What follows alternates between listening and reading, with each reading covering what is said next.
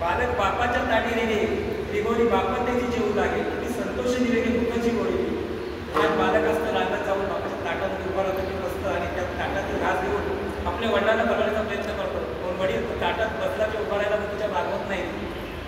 आनंदाने आग करून त्याच्या हातातला घास ते काय करतात घेतात, ग्रहण करतात. त्याप्रमाणेच हा बालक आहे, बुद्धी कमी आहे परंतु तरीसुद्धा प्रयत्न करणारा, चिंतन करण्याचा प्रयत्न करणार आहे. तर तुम्ही खरोखर त्या आनंदाने स्वीकृत कराल अशी मला आशा आहे, नाही जवळजवळ खात्रीच आहे. नाम देऊ का घ्याऊ नाम विठोबासी बाबू, आम्ही दैवाचे दास पंढरी गायचे. नाम कोणाचे घ्यायचं? नाम म्हणजे काय? प्रत्येक व्यक्तीची ओळख ही त्याच्या नावाने होते.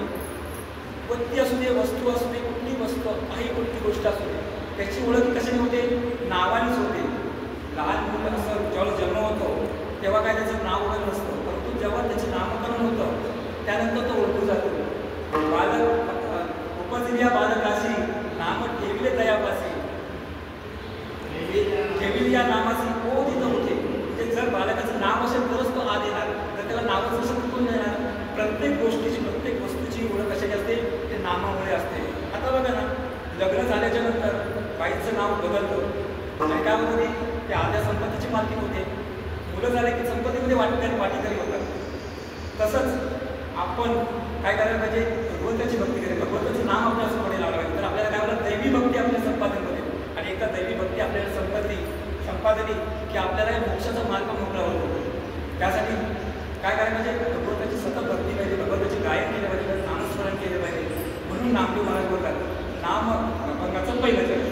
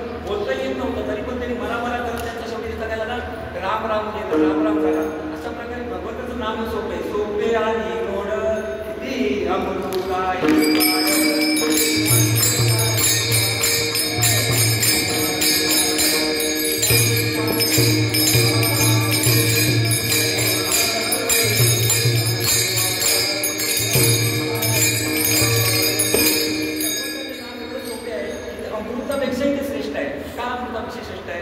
कारण श्रेष्ठ यासाठी आहे की जे लोक ह्या पृथ्वी तलावर मृत्यू लोकांवरती अनेक पुण्य करतात, अनेक प्रकारचे यज्ञ करतात, अनेक प्रकारचे शास्त्र अभ्यासात करतात, तिन्ही वेदांचा अभ्यास करतात, अशा प्रकारचे अनेक प्रकारचे पुण्य करून ते स्वर्गात जातात आणि स्वर्गात जाऊन तिथे देवांचे उपभोगाचे भोगतात. परंतु इकडे गेल्याच्या नंतर काही काळानंतर त्यांची पुण्य क्षीण झाल्यानंतर काय होतं, त्यांना कळतं की अरे आपल्याला आता मोक्ष नाही, पुन्हा पुनर्विजनम पुनरपी मननम असं 84 लक्ष योनीमध्ये आपल्याला पुन्हा फिरायला लागणार. ते दुःखमय कष्टमय योनी आपल्या लोकांना एक योनी कोटी कोटी वेळा जन्म असं आपल्याला घ्यावा लागतात. म्हणून त्यासाठी काय करायला पाहिजे होतं, आपण जर दुःखी लोकी होतो तर आपण जर भगवंताचे नामस्मरण केलं असतं त्यावेळी पुण्याबरोबरच तर आज आपल्याला मोक्षपद प्राप्त झालं असतं.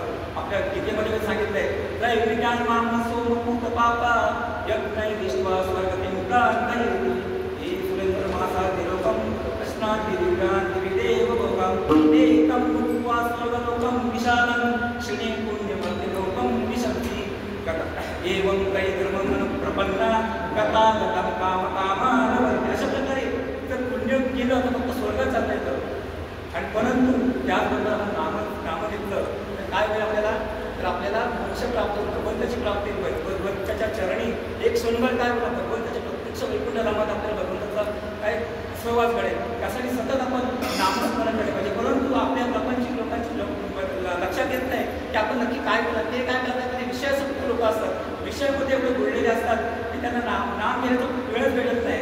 कारण काय माहिती आहे, विषय आपले जर नोकरी करतो आपण कुठे काही करतो तिथून आपल्याला वेळ भेटत नाही, परंतु वेळ काढला तर निघू शकतो. कारण काही लोक असे असतात की त्यांना भगवंताशी काही मतलब नसतो, त्यांना फक्त काय असतं की धन मिळवणे किंवा मजा करणे, एन्जॉयमेंट करणे. पण असे विशेषत्व लोकांना बाहेर काढणं सुद्धा पूर्ण कठीण आहे. कारण ते चिखलामध्ये घडलेले असतात. जसं हे बोलतात की याच्यामध्ये कमळाचा कांदा किती असतो, चिखलामध्ये असतो आणि त्याच्या तिथेच तो बेडूक असतो. तो बेडूक काय करतो, फक्त तो चिखल तुडवतो. परंतु तो गुंगा असतो तो बाहेरून घेऊन त्याचा मकरंद घेऊन जातो. आता बघा ना, गोचिड असतो, गोचिड ते गाईच्या सडाला चिटकलेलं असतं. त्याच त्वचेच्या पलीकडे काय असतं, शुद्ध पवित्र असं दूध असतं. परंतु त्याचं तर सेवन न करतो काय करतो, ते अशुद्ध असं रक्त करतो. पाहे पाहतो पवित्राने गोड पासे त्वचेची या पत्रा आड पडी ते अवैध गोचिड अशुद्ध काय ते अशुद्ध म्हणजे जे विषयसक्त लोक असतात ते काय करतात, ते फक्त विषयातच गुंतून असतात. त्यांना त्यातून बाहेर काढण्याचा त्यांना मार्ग सापडत नाही, ते सुद्धा प्रयत्न करत नाही. परंतु त्यातील एखादा हजारातला एखादा असतो की तो भगवंताला जाणण्याचा प्रयत्न करतो आणि त्या हजारातला एक असा असतो की तो भगवंताला तत्वता जाणण्याचा प्रयत्न करतो. असे पण आहे. तर काय करायला पाहिजे, भगवंताचं नाम हे सतत चिंतन केलं पाहिजे. आणि कोण जाणतं, हे साधू जाणतात, संत जाणतात, भक्त जाणतात, योगी जाणतात. आणि म्हणून ते काय करतात, या भगवंताला पांडुरंगाच्या जाऊन नतमस्तक होतात, त्याचे ते दास होतात. आणि भगवंत देखील असं कृपाळू दयाळू प्रेमळ असं आहे की ते भगवंत सुद्धा त्यांना आपले मानतो. आणि म्हणून संत बोलतात आम्ही दैवान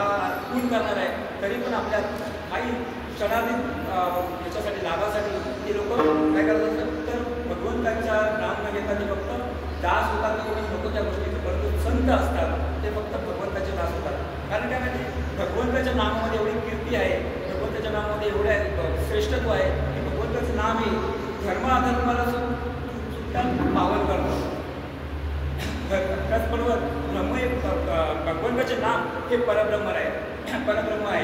परंतु तरी हे सर्वांना माहिती असून सुद्धा काही लोक त्या भगवंताचे नामस्मरण करतात. परंतु जे त्या भगवंताचे नामस्मरण ते खरोखर खूप अत्यंत म्हणजे भाग्यवान आहेत, पुण्यवंत आहेत. कारण काय, भगवंताचं नाम स्मरण करणे मुख्य म्हणजे हे आपल्या मनुष्य जीवनाचं एक कर्तव्य आहे. कारण भगवंताचं नाम असं आहे, ब्रह्मबोधी समुद्भवम कलिमलम प्रध्वंसम चाम्यम श्रीमच्चंद्रमुख्यम श्रीमच्चंद्रमुख्यम सुंदरवदम सुशोभम संसारवैवेशनम सुमधुरम जानकी जीवनम. हे जाती मातेचं जीवन आहे, ब्रह्मसमुद्रातून निघालेले एक तत्व आहे आणि त्या तत्वाचं आपण नाव दिलं तर शंकराच्या मुखी सुद्धा ते शोधून दिसतं. आणि म्हणून हे असं भगवंताचं नाम खरोखर आपण आपल्या मुखाने सतत काय घेतलं पाहिजे, त्याचं गायन केलं पाहिजे. गायन करण्यासाठी काय केलं पाहिजे, तर त्याच्यासाठी गायन करण्यासाठी आपल्याला साथ लागते, दुःखाची साथ लागते.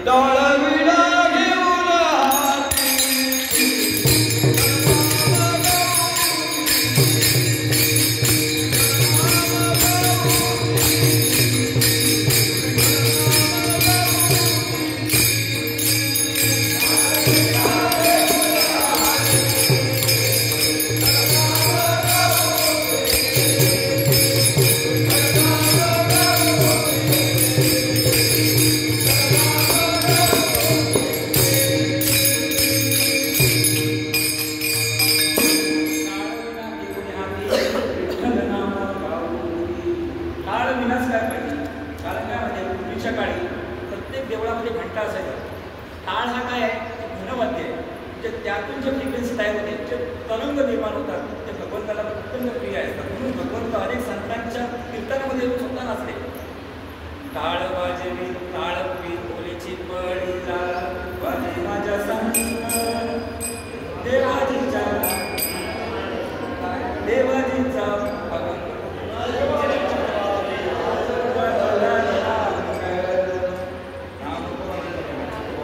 भगवंताला हे त्यांच्या भक्तांचे जे कीर्तन करतात त्या कीर्तनामध्ये टाळ कुंभ आणि काय जे विना घेऊन जे नाचत असतात ते भगवंताला ते पुष्कळ आवडतं. इव्हन आपण हे केलं भगवंताच्या दारामध्ये आपण जर भगवंत टाळाचं विण्याचं वादन केलं तर काय होतं, ते फ्रिक्वेन्सी ते भगवंताच्या आजूबाजूला नवग्रह असतात, अनेक नक्षत्र असतात, ते नक्षत्रांना त्या प्रभावित करतात आणि ते नक्षत्र काय करतात, भगवंताचे दास असतात ते आपल्याला भगवंताकडे घेऊन जाण्याचं सुद्धा आपल्याला ते मदत करतात. म्हणून त्या टाळ विनाच्या मृदुंगाने त्या आवाजाने भगवंत प्रसन्न होतो. का, आता बघा हे विणा हे अत्यंत पवित्र आहे. नारदांनी त्रैलोक्यात फक्त काय केलं, विणा घेऊन त्यांनी नाद केला. आणि नारदाचं आणि हे त्याचं काय विशिष्ट म्हणजे नारद आणि विणा हे दोघांचं सख्य आहे. कारण त्याच्या विण्याशिवाय नारदाची काही ओळखच नाही. विणा असेल तरच नारद आहे, नारद असेल तर विणा आहे. आणि ही पवित्र गादी आहे, ही पवित्र गादी आहे, ही सुद्धा नारदाची गादी आहे. आणि या नारदाचं या विण्याचं महत्त्व इतकं असं विवादित असं आहे की त्याला कोणी कमी लेखू शकत नाही. बघा आता ते विणेकरी आहे, बाहेरून लोक आले तर पहिलं त्या विणेकराच्या पाया पडतात. कारण का त्या विण्यामध्ये भगवंताचा वास असतो, नारायण वस्तीला बसतो त्याच्यामध्ये. आणि त्यामुळे त्या विण्याला एवढं महत्त्व आहे की भगवंताच्या जवळच आहे. कारण नारद हा सर्वात जवळचा भक्त हा भगवंताचा आहे. त्याचं वाद्य हे सुद्धा भगवंताला असतं. त्याच्या नादाने त्याच्यामध्ये 5 तारा लावलेल्या आहेत. त्या 5 तारामध्ये अनेक वेगवेगळ्या प्रकारचे नाद निर्माण होतात, ते भगवंताला प्रसन्न करतात. म्हणून हे विणा हा वापरलेला जातो. आणि त्यासाठी आपण हे भगवंताच्या नामाचं या टाळाच्या विणाच्या मृदुंगाच्या गजरेमध्ये सतत नामस्मरण केलं पाहिजे. सतत कीर्तयंतमा यतंतश्च दुरावता नमस्संतश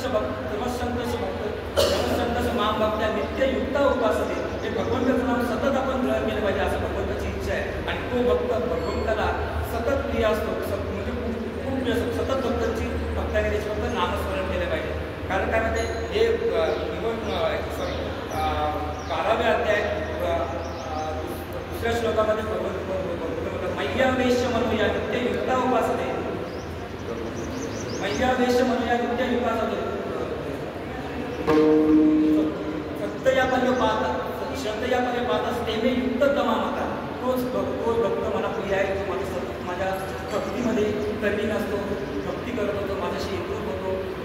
अशा प्रकारचा भक्त मला अतिप्रिय आहे. आणि त्यासाठी काय करायचं, भगवंताचे नाम आपल्या वाचेने सतत घेतलं पाहिजे. कारण भगवंताचे रूप काय एक आहे, भगवंताचे अनेक रूप, अनंत रूपी अनंत राशी असे भगवंत आहे. म्हणून त्यासाठी आपल्या मुखाने काय म्हणजे असोनी संसारी जीवे वेगवेगळे म्हणजे जीवेने आपले सतत मुखाने सतत सतत सतत नामस्मरण केले पाहिजे. कारण भगवंताचं नामच असं आहे की अनंत रूपी आहे, लक्षवती लोक आहे, लक्षवती लक्षवती लाखोनी सदा म्हणून नामामध्ये मला नामामध्ये लाखोनी सदा म्हणजे भगवंताचे नाम लाखो वेळे द्या, न संपता घ्या, कधी ते थकणार नाही असं करा. त्यामुळे भगवंत काय प्रसन्न होईल. तर भगवंताचं रूप एक नाही. अर्जुनाला त्यांनी अनंत रूपे दाखवले, असं अनंत रूपी भगवंत आहे आणि त्यासाठी भगवंताचं नामस्मरण आहे. विठोबा